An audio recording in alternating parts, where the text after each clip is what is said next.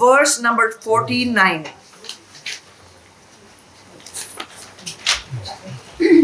Durena yavaram karma buddhi yoga dhananjaya buddhau sharanam vichya kripana falahetava. Vijal, like a lawyer. Action with a selfish motive is far inferior to this yoga in the form of equanimity. Do seek refuge in the equipoise of mind, Arjuna, for poor and wretched are those who are the cause in making their actions bear fruit. First part is just a repetition that you should be equipoised in doing whatever you're doing. In every action, you should be equipoised. And if you are not, that means when will you not be equipoised? When will you not be equipoised? When you're worried about the result. When you're worried about the result, you'll not be equipoised. And if you are worrying about the result and you're not equipoised, Bhagavan Krishna says you are wretched and poor. Okay? Very strong words. Take the meanings first. Durena. Discard from far away. Don't even go near it. From far only you shun it. What to shun? Karma. Action with a selfish motive.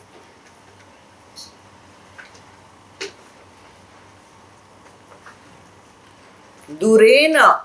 From far away, shun, discard any action which is being done with a selfish motive. Selfish motive means what? Desire from That which feeds your ego. That which feeds my ego. Ego means what? BMI. That which I am doing for my BMI. That which I am doing to satisfy my BMI is called selfish. Why should I do that? Because avaram, it is inferior.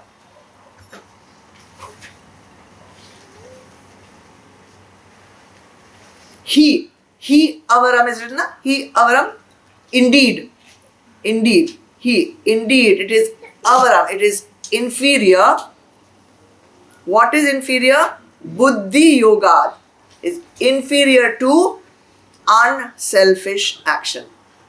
Any action which is selfish is inferior to unselfish action. What is an unselfish action? Doing for Bhagwan, not for BMI. Doing for Bhagwan, unselfish. Dhananjay, Arjun. So discard from far away all actions which have a selfish motive because they are inferior to unselfish action. Getting it? Now he gives him some advice. Anvichya, seek. Sharanam, refuge. In what? Buddho, knowledge of equanimity.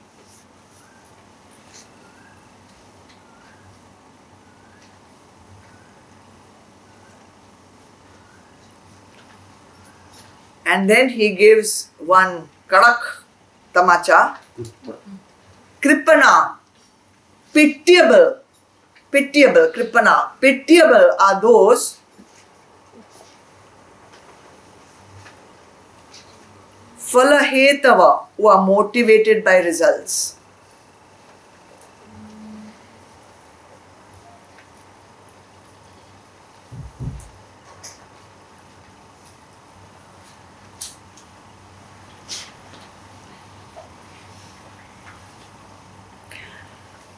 So as I said earlier, Karma Yoga has been erroneously understood to mean path of action. It is always translated as path of action.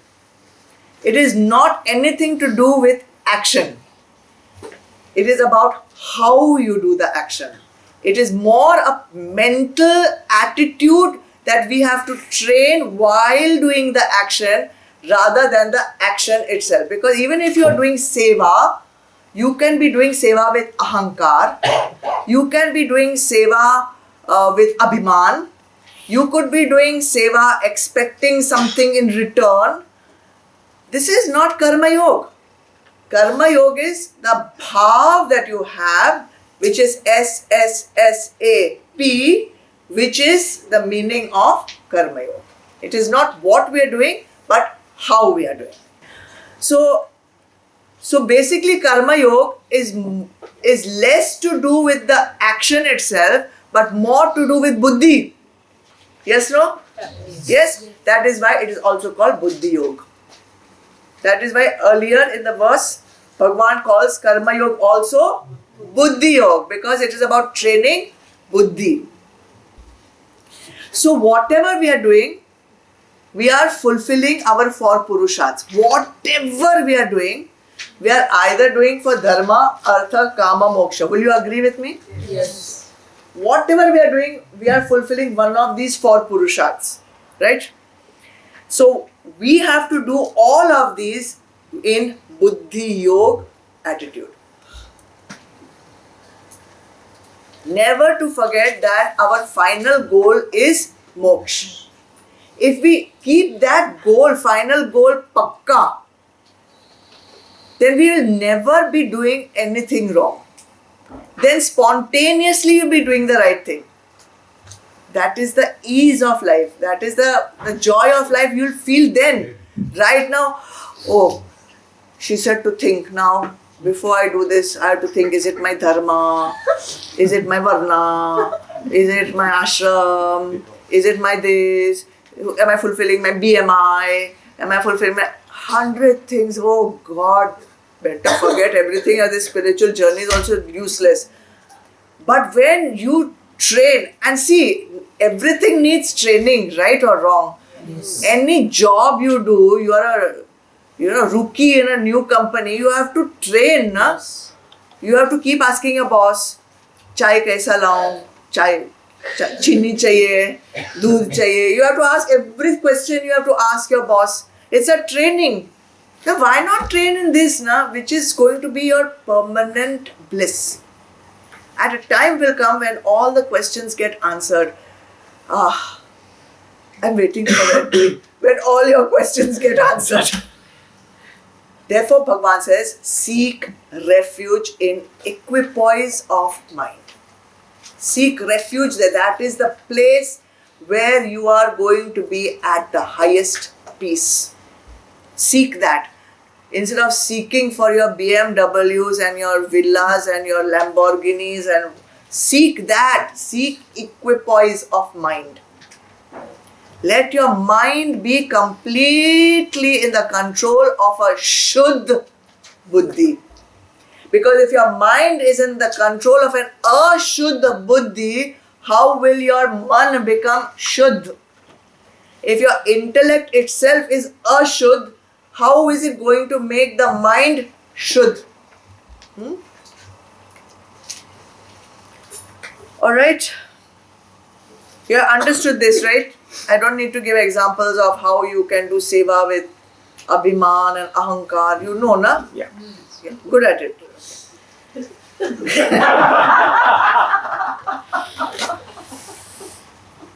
Now let's understand this miserly thing.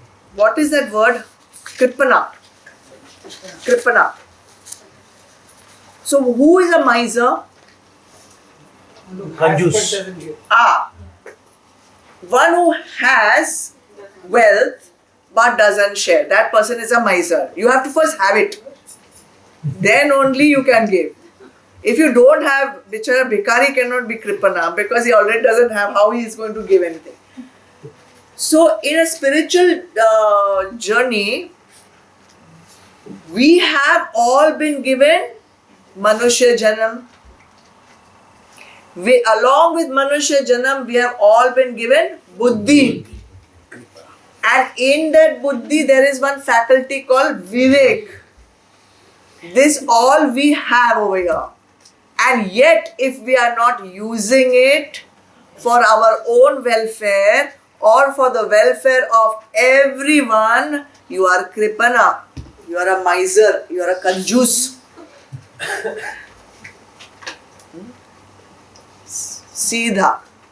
If you are not using your human birth, your buddhi, your vivek for your highest good and for the highest good of all, then you are kripana. So why Bhagwan says he's pitiable? Such a person is pitiable, he says, right? The word is pitiable. Is pitiable because when a person is stuck only in satisfying his own desires, then what is he doing? He is actually fulfilling his vasanas. And when you fulfill your vasanas, what do you make the vasanas? Stronger. The minute you go on satisfying your vasana, you're making the vasana more and more strong. When you're making the vasana more and more strong, are you working towards liberation or more bondage? Bondage. So do you need to be pitied or lauded? Therefore, you are pitiable. Not you. Whoever Bhagwan is talking about. You will keep collecting more and more vasanas. By fulfilling your vasanas, you are making them stronger. In the bargain, you are collecting more and more. In the bargain, you are making that so-called veil of ignorance thicker and thicker and thicker and thicker. You are creating more mal. You are creating more vikshep. Pitiable. Because next life, you don't know in what form you are going to get birth. Why is it that the chicken can't fly? Never use the wings. Never use the wings. Never used its wings. It forgot how to fly. It only can hop from place to place, right? You don't use your buddhi, you will not know ever how to use it. You will keep crawling on the floor, you will never fly. You understand? So use your buddhi. It's been given to you for a purpose. What is that purpose? That purpose is to find your true nature. Who am I? Main kaun hu? Buddhi is only for that. Don't try to find out who's your neighbor. Don't try to find out how this person is, that person is, how acha hai, bura hai. That is some kachra use of buddhi.